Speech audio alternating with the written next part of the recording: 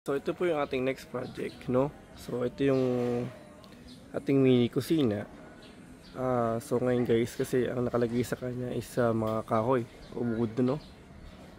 And then ang plano for today ngayon guys is i-lift ko to, itataas ko na siya, which is medyo mababa na. And then the same time guys, yung kapitbahay natin syempre medyo mataas pa there, so talagang medyo naroon tayo ng kahit paano ng air. So ililift natin siya para medyo tumaas siya, para yung pagpasok ng hangin guys ito medyo malaki-laki na maging volume ng ano.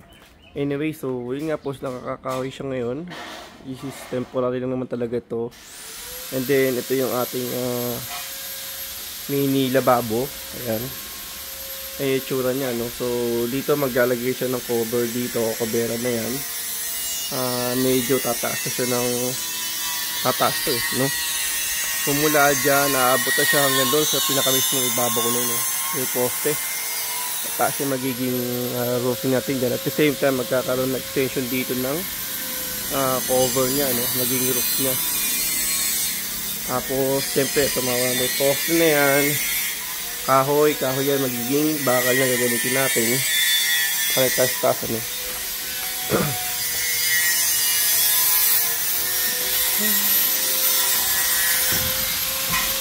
Ito na siya, alis siya, no? Ayan, nakakaroon na doon ng pinaka yung poste niya, ayan.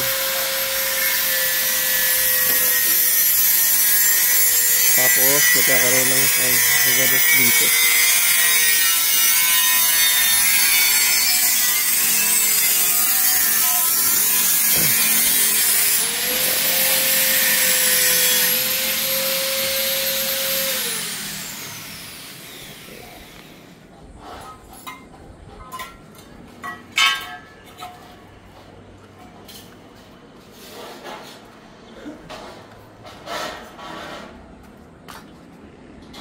Makapit naman to, no?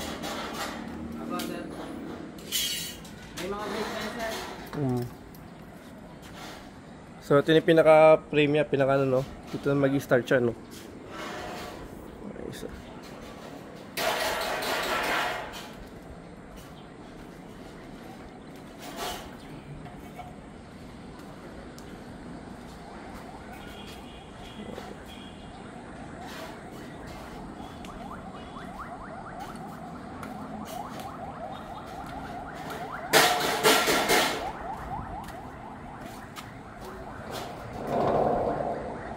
naka-scatter niya, no? Ito mga materials natin.